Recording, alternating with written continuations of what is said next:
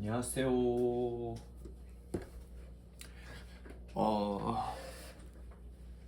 유튜브 업로드를 최근에 너무 안 한 것 같아가지고 또 업로드 해보고 있습니다.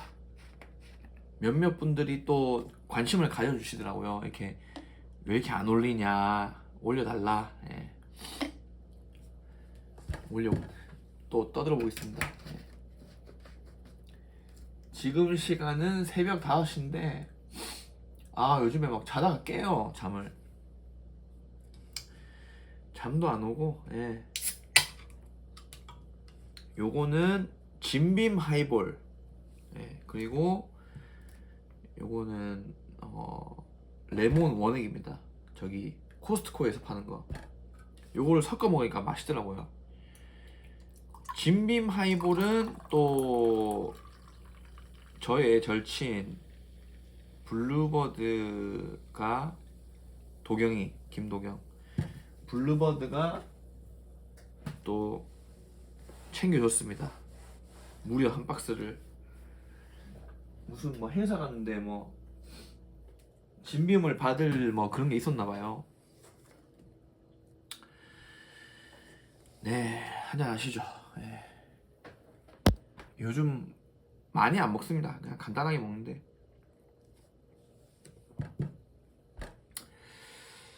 술 많이 먹으면 엄마도 싫어하고, 예.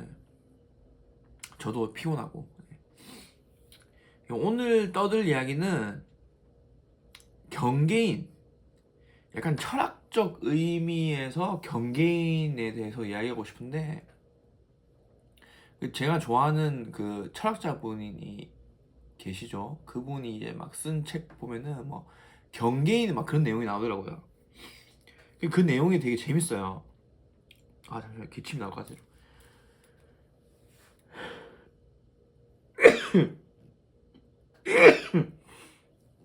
죄송합니다. 예. 감기는 아닌데, 예. 이분이 말하는 경계인이 단순히 뭐 어디에도 속하지 않는 이방인을 의미하지 않는다. 경계인은 이념과 신념을 벗어나서 오직 자신의 고유한 눈빛으로 세상을 마주하는 독립적인 사유의 공간을 경계인이라고 한다. 이런 내용이에요. 그러니까 기쁨과 두려움. 인간은 기뻐하지만 두려움이 100% 없다? 나는 마냥 기쁘다. 그런 사람은 없겠죠.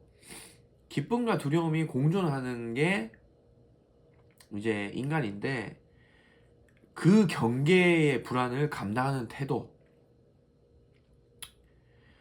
뭐 그런 내용입니다. 저도 되게 말하기가 어렵네요. 막 이게. 근데 되게 재밌어가지고 내용이. 경계의 선자의 경계에 섰다. 그러니까 경계라는 게 그런 거잖아요. 내가 만약에 뭐 절벽 위에 서 있다. 경계지 않습니까? 육지 위에 내가 있지만 한 발짝만 나가면 추락하죠. 그런 게 경계죠. 예를 들어서 물 속에 있어요. 내가 수면 위로 내가 이렇게 숨을 쉬고 있어. 이렇게 후하 후하 숨을 쉬고 있는데, 이 수면이라는 경계를 넘어서면, 잠수를 하면 숨을 못 쉬겠죠. 반대로 여기서 한 발짝만 나가면 숨을 쉴 수 있겠죠. 그러니까 경계에 섰다는 거는 나의 감각기관이 극도로 예민한 상태를 이야기하는 것 같아요. 아닐 수도 있습니다. 예, 그냥 저는 그렇게 생각하는데, 특히 저는 뭐 모든 사람이 마찬가지지만 예술가들은 경계에 서 있어야지 더 본인의 감정을 잘 표현하고, 뭐랄까, 상대방의 감정을 전달할 수 있는 것 같아요. 예를 들어서 엄청 거장들 막 보면은 좀, 좀 이상한 구석이 있잖아요. 막 표정이 이상하다든지, 좀 심리적으로 불안해 보인다든지. 예를 들어서 요즘에 뭐, 그, 지디님도 보면은 되게 불안해 보인다든지, 그 경계에 서 있는 느낌이 듭니다. 예.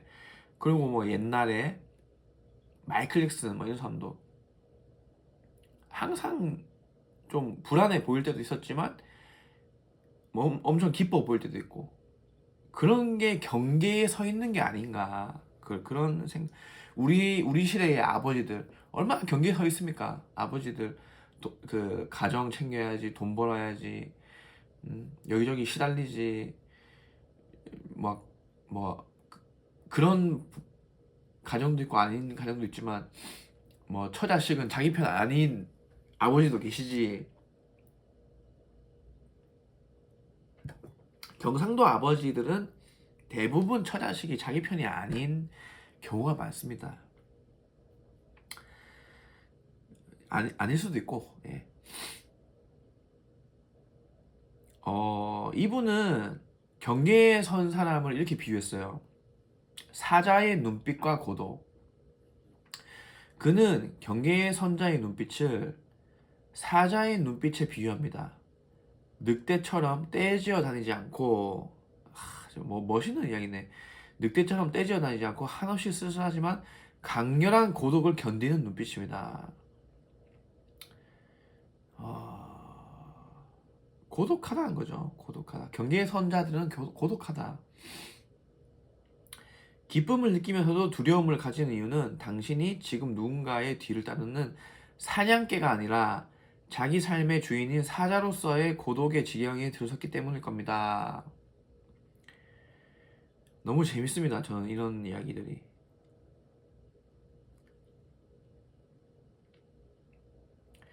모든 위대한 예술과 창의성은 안락한 중심부가 아니라 서로 다른 두 면이 부딪히는 경계의 접점에서 탄생합니다. 지금 재미나이에요. 재미나. 제가 요즘에 그 챗GPT가 거짓말을 하도 많이 해서 갈아탔습니다. 그 AI 저기 구글 제미나이가 좋더라고. 저는 뭐 장단점 있는 것 같아요. 예. 근데 뭐 일단은 저는 제미나이 많이 쓰고 있습니다. 어, 두려움 때문에 경계에서 물러나 익숙한 곳으로 돌아가면 편안하겠지만 나라는 별은 빛을 잃습니다. 되게 재밌는 이야기네요. 인간은 익숙한 걸 좋아하죠. 편안하니까. 근데 뭔가 이렇게 야망이 있고 내가 더 발전하고 싶고 그런 사람들은 익숙함을 버리려고 하겠죠. 왜냐면 나를 더 뭐랄까 나를 더 굴리고 불편하게 해야지 발전을 하잖아요. 근육이 붙잖아요. 나를 계속 부단히 노력하고 불편에 가둬야만 사람은 발전을 할 수밖에 없잖아요. 안락한 곳에 있으면은 살만 찌겠죠. 예. 요즘 살이 너무 많이 쪄가지고 큰일인데 살이 또 많이 뺐다가 다시 쪘습니다 지금. 자, 또 읽어볼게요. 기쁨과 두려움 사이에 그 팽팽한 긴장감을 유지할 때만 우리는 비로소 종속적인 삶에서 벗어나 건너가는 자가 될 수 있다. 그러니까 기쁨과 두려움이 공존하다는 거예요. 마냥 기쁜 건 없다는 거지.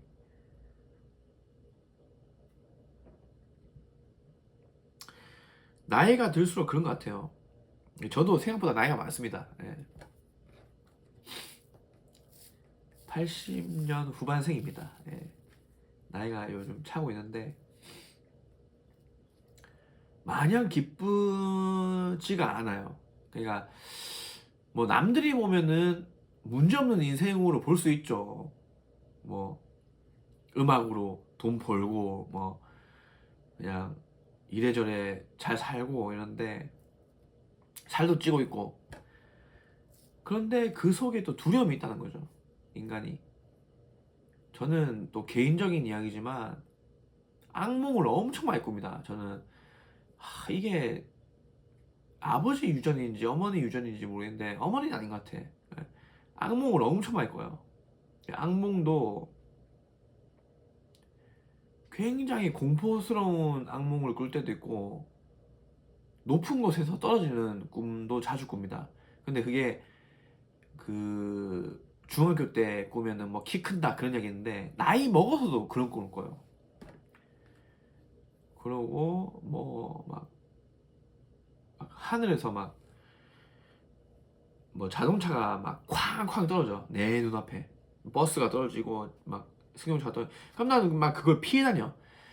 그런 재난 영화 같은 꿈도 꿔요. 저는 되게 경계 있는 사람인 것 같습니다. 그런 거 보면 낮에는 막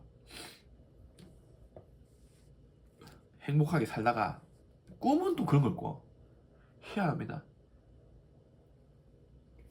잘 지키고 있나 한번 볼게요. 아유 감기가 하나도 없는데 잘 지키고 있네. 감기가 하나도 없는데 이상하게 코가 좀 맹맹하네요. 자, 또 읽어볼게요. 경계에 서 있는 상태를 자유롭고 독립적이라고 한다. 거기서 모든 위대함이 자란다. 너무 재밌습니다. 저는 이런 이야기가.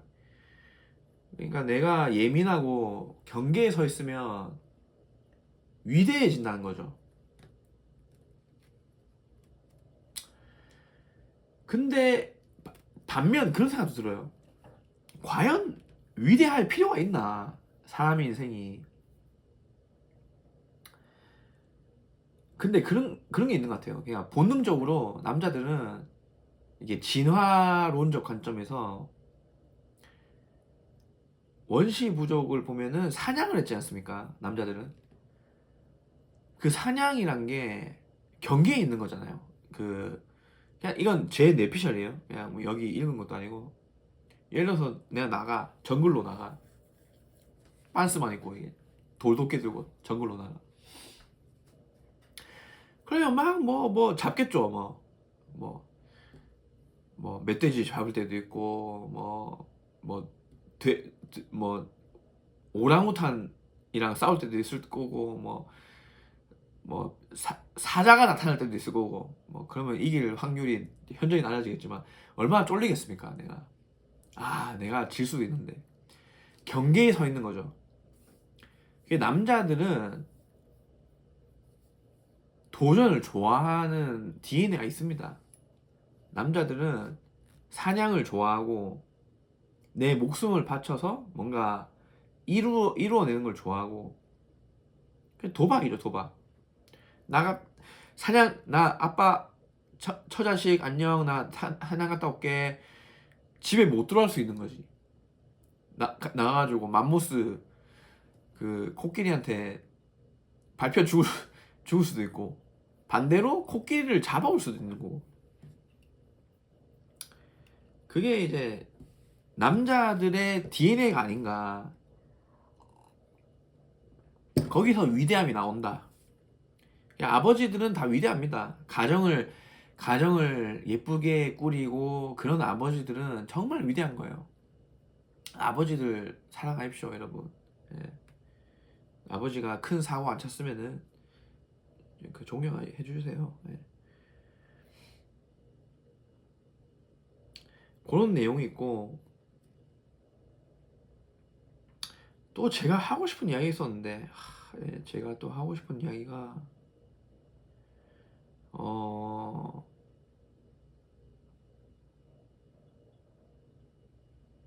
익숙함과 불편함. 사람들이 예술가들은 그런 게 있어요. 저는 개그맨도 예술가라 생각합니다. 개그맨 우리 같은 음악가 미술가 뭔가 사람들 앞에서 표현하는 사람들은 다 예술가라고 저는 생각하는데 익숙함과 불편함이 있다는 거죠. 그 사회에는 대한민국이라는 사회가 있잖아요. 그러면 대한민국은 익숙함과 불편함이 있을 거예요. 뭐 예를 들자면 어떤 게 있을까요? 어, 적당한 예가 될지 모르겠는데 여성분들 길에서 이제 여름에 보면은 레깅스 입고 다니잖아요. 저는 그게 엄청 처음에 불편했습니다. 왜냐면 막 그게 예뻐 보이지도 않고 좀 그냥 꼰대인 거지. 꼰대니까 좀 요즘 말로 숭해 보인다 해야 되나? 그냥 눈을 어디다 둬야 될지 모르겠는 그런 느낌 있잖아요. 뭐 섹시하지도 않고 좀 별로였어. 그냥 옷 좀 덜 입은 느낌? 그냥 아저씨들이 런닝만 걸치고 약간 젖꼭지 튀어나온 그런 패션 같은 그런 느낌이 드는 거예요. 그러니까 익숙함과 불편함이 공존하는 거야. 그 여성분들 레깅스 입은 게 저는 불편했습니다. 처음에는 뭐 막 섹시한지도 모르겠고, 근데 요즘은 좀 섹시해요. 요즘은 눈이 막 가 이렇게. 근데 옛날에는 저게 뭘까 막, 막 빵댕이 막 이렇게 나오고 막 종아리 막 볼록볼록하고 막 이상하다 이 생각했는데 요즘은 섹시합니다. 예. 익숙함과 불편함, 사람들이 외면하고 싶은 진실이나 불편한 감정을 경계선 위로 끌어올려 직면하게 만들어요. 그런 또 개그맨들이 되게 많죠. 요즘에 보면은 막 그런 거 봤는데 막 김이랑님 나와가지고 막 그 개그맨이죠. 여자분 개그우먼 저기 무슨 부티크인가 그거 보면은 옷가게에서 막 표독스럽게 옛날 옷가게만 에서 장사를 하시는 아주머니, 약간 할머니 직전의 아주머니 역할을 하는 그런 건데 너무 기가 막히게 연기를 잘 하시더라고. 근데 그게 젊은 사람들 입장에서는 익숙함과 불편함 그 사이거든요. 그런 분들이 매력이 있으면서도 한편으로는 또 불편하거든요. 약간 예. 그런 게 있습니다. 그러니까 또 그러고 그 개그맨 그 김혜준 막 이런 분들 보면은 막 희용아 이거 먹어봐.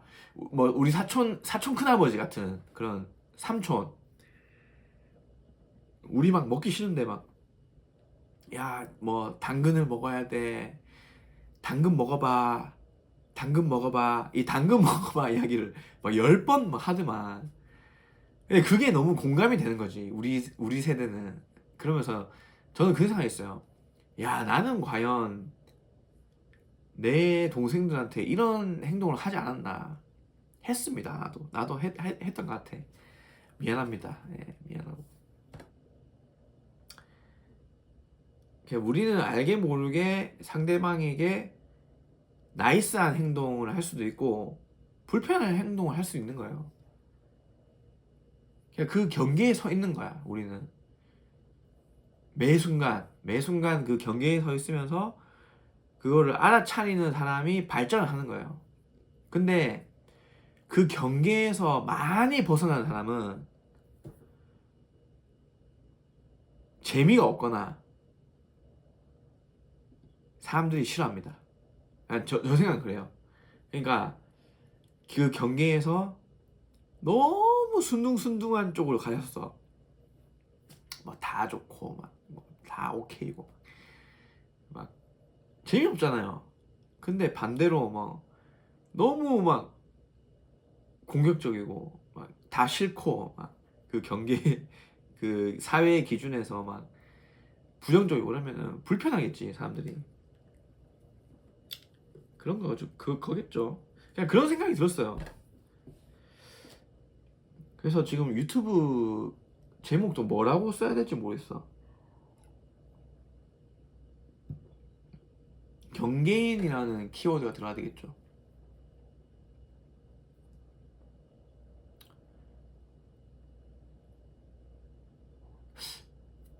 그냥 제 채널이 트럼펫 관련이니까 트럼펫을 잘 불려면 경계인이어야 한다 뭐 이렇게 해야 되나? 어그로 끄는 게 쉽지 않습니다. 예. 그게 뭐든 경계에 있어야 사람은 발전해요. 내가 만약에 뭐 공부를 하는 사람이다. 뭐 수학 그 책을 샀어. 그러면 1페이지부터 다 공부를 할 거 아니에요. 그러면 1페이지부터 만약에 어려워. 그러면 그런 거 있잖아요. 우리 고등학교, 중학교 때 수학의 정석 딱 사. 앞부분만 새카맣잖아. 뒤에는 보지도 않아. 깨끗해. 그러니까 이럴 거면은 새 책을 살 필요도 없었고 중고책을 사도 되는데 굳이 새 책 사가지고 또 그 책도 중고 시장에 나가지. 예. 그냥 매 순간 한 페이지 한 페이지를 경계인처럼 내가 학습을 했으면 착착착 넘어갔겠죠. 공부를 잘하는 사람들도 경계인인 거예요. 왜냐면 내 자신을 정확하게 알고 여기서 한 발짝 나가면 절벽이고 한 발짝 뒤로 가면은 육지인 걸 아는 거야. 계속 부단히 공부를 하는 거죠. 나의 기준을 알고 항상 느끼지만 제가 무슨 말 하는지 모르겠습니다. 예. 그냥 여러분 재밌게 들으세요. 예.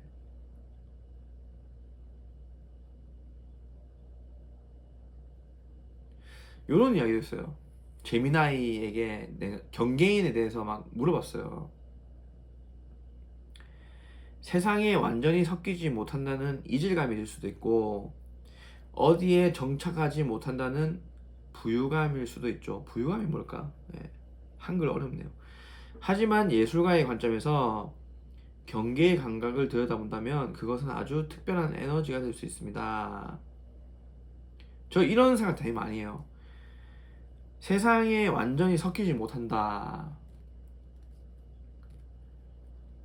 음악하는 사람들이 이런 감정 많이 느낄 거예요.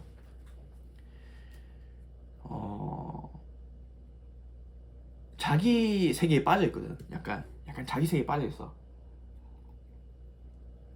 근데 저는 나이가 들수록 좀 사회를 공부한 것 같아요.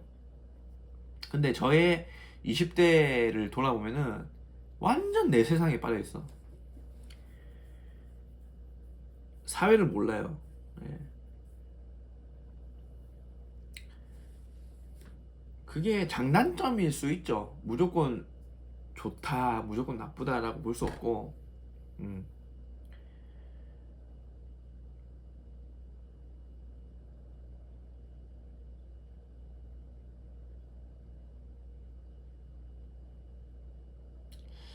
아, 문턱 위의 불안, 문턱 위의 불안, 리미널 스페이스. 예. 어딘가를 떠나왔지만 어딘가를 떠나왔어요 나는. 근데 아직 다음 목적지에 도착하지 못한 복도나 대기실에 서 있는 듯한 기분입니다.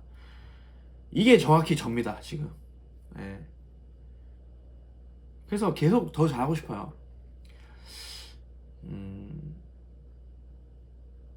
올해의 저의 야망이 지금 2026년 1월 초거든요. 지금이 1월 정확히 2일입니다. 2026년 1월 2일 금요일 새벽 5시 50분입니다. 지금 저의 야망은 악기를 더 잘 보고 싶고 트럼펫을 더 잘하고 싶고 요즘에 저음력이랑 그 부드럽게 부는 거 고음력을 좀 더 뚫고 있습니다. 그래가지고 연습을 열심히 하고 있는데 그런 거랑 작곡을 엄청 열심히 하고 있어요. 작곡 보컬 앨범이 3월 즈음에 나올 것 같습니다. 예, 제가 노래곡을 많이 썼거든요. 8곡 정도 앨범으로 발매될 겁니다. 예, CD가 나오면은 여러분 사주십시오. 예, 비싸게 안 팔 겁니다. 예, 기념으로 사주십시오.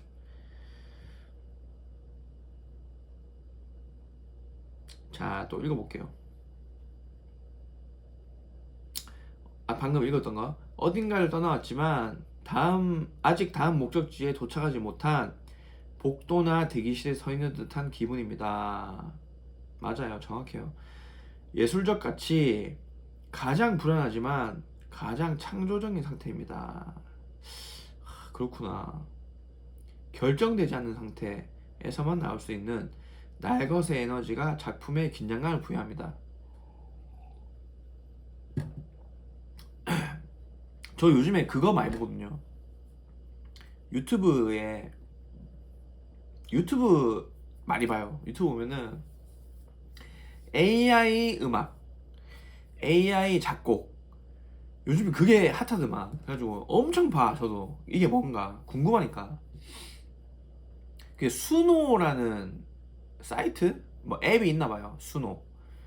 그게 기능이 엄청 많아요. 예를 들어서 뭐 나 이런 음악 만들어줘, 이렇게 타이핑 하면 착착착착 나옵니다. 그 타이핑에다가 한글로 만들어줘, 그러면 한국말로 또 노래 만들어줘요. 뭐 재즈 만들어줘, 뭐 시티팝 만들어줘, 다 만들어줘요. 그리고 뭐 더 디테일한 기능으로 가면은 이게 뭐 뭐였더라, 심플 기능이 있고 뭐 커스텀 기능인가, 뭐 기능도 다양합니다. 그게 유료 결제하면 뭐 당연히 더 많아지겠지. 그런 거 하면은 내가 흥얼거리는 멜로디 있잖아요. 예를 들어서 뭐 제 노래 뭐 따라라라라리루라 따라라리라리루라, 이걸 제가 녹음을 했어, 휴대폰으로. 뭐 좋은 장비로 녹음한 것도 아니에요. 그냥 휴대폰으로 대충 녹음해서 업로드해. 그거에 맞는 비트랑 편곡을 해가지고 만들어줘요. 이야, 진짜 대단하다 AI가. 근데 전 그 생각했어요. 한편으로 AI가 한계도 있다. 그 빅데이터 속에서 디테일한 그 뭐랄까 그런 건 없는 것 같아. 그냥 다 뭔가 사운드가 비슷비슷해요. 그냥 아직까지는 제가 듣기에 그런 것 같아요.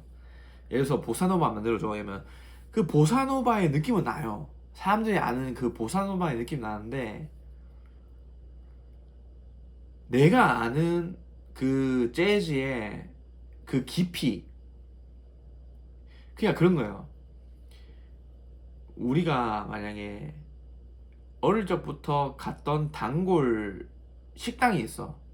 근데 그 식당에서 뭐 순댓국을 하든 비빔밥을 하든 돈가스를 하든 그 고유의 맛이 있지 않겠습니까? 부산으로 치면은 뭐 밀면집을 하든 뭐 회덮밥을 하든, 그럼 그 고유의 맛이 있다는 거죠. 육수의 맛과. 근데 AI는 약간 그런 거예요. 프랜차이즈 같은 거예요. 프랜차이즈. 여기서 조미료 몇 퍼센트, 뭐 물 몇 퍼센트, 뭐 이렇게 비율만 맞으면은 사람들은 그 맛을 만족하는 거지. 그 순댓국 팩, 뭐 이렇게 뭐 쿠팡으로 시키면은 순댓국 팩 있잖아요. 사람들이 생각하는 스탠다드가 있다는 거지. 아직까지는 그게 AI인 것 같아요. 근데 무서운 게 만약에 뭐 시간이 지나서 10년 뒤, 20년 뒤는, 지금은 이렇잖아요. 지금은 AI로 보사노바 만들어줘. 그 정도가 지금의 AI다. 근데 10년 뒤, 20년 뒤 AI는 챗 페이커 스타일로 보사노바 만들어줘. 뭐 또는 안토니오 카를로스 조빔처럼 보사노바 사운드를 만들어줘. 또는 뭐 박사나처럼 작곡 멜로디를 만들어줘. 그런 시대가 오겠지. 야, 이런 걸 보면은 오히려 인간은 부단히 더 노력을 해야 된다. 그냥 그런 생각을 했어요. 우리의 노력이 데이터화되고 그 데이터 속에 뭐랄까 하나로 치부된다? 좀 슬프잖아. 예, 슬프지 않습니까? 예. 반대로 영광일 수도 있겠네요. 예. 왜냐면 한 인간은 저는 그렇게 생각하거든요.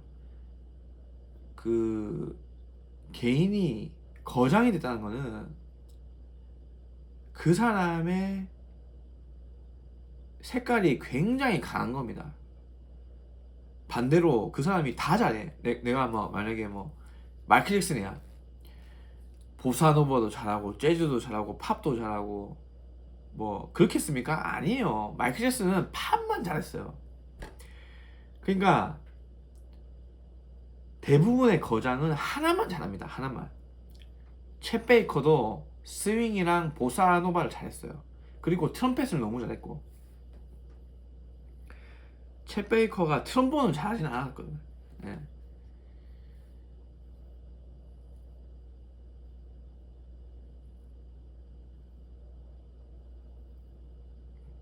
그러니까 제가 하고자 하는 이야기는 그거예요. AI가 발전한다고 해서 예술가들이 기죽을 필요가 없다. 더 뾰족해 주십시오. 더 내 색깔을 만들고, 그게 정답이지 않나? 예. 그리고 누구를 AI를 이기기 위해서 연주를 하는 게 아니잖아요.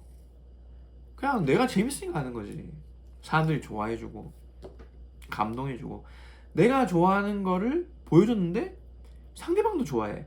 그게 최고예요. 그게 최고의 감정이에요. 저는 며칠 전에도 저기 낙원상가 밑에 저기 천연동안도에서 연주하는데 사람들 너무 좋아하더라고. 와, 와. 예. 드럼 너무 좋아요. 드럼 형님이 저기 리더 기계였는데 피아노 너무 좋아요. 베이스 너무 좋아요. 트럼펫 너무 좋아요. 그 너무 좋아요라는 말이 뭐랄까 막 취해가지고 막 인사불성인데 막 좋아요 이래도 좋은데 연주 마치고 막 짐 정리하는데 이렇게 탁 다가와가지고 너무 잘 들었습니다. 되게 정중하게 인사해주시는 분들이 있어요. 간혹 그런 사람도 있어요. 저는 이제 연주하면은 저 유튜브 구독자입니다. 예. 갑자기 창피해. 엄청 창피한데 막 유튜브 구독자입니다. 너무 감사합니다. 이러면서 그런 게 짧은 인생을 사는 원동력이 아닌가. 그런 생각이 들면서 오래 떠들었죠. 오늘은 경계인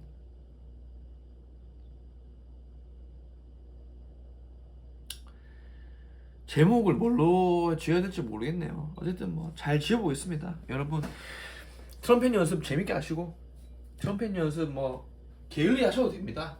너무 열심히 하지 마세요. 짠. 안녕. 또 만나요.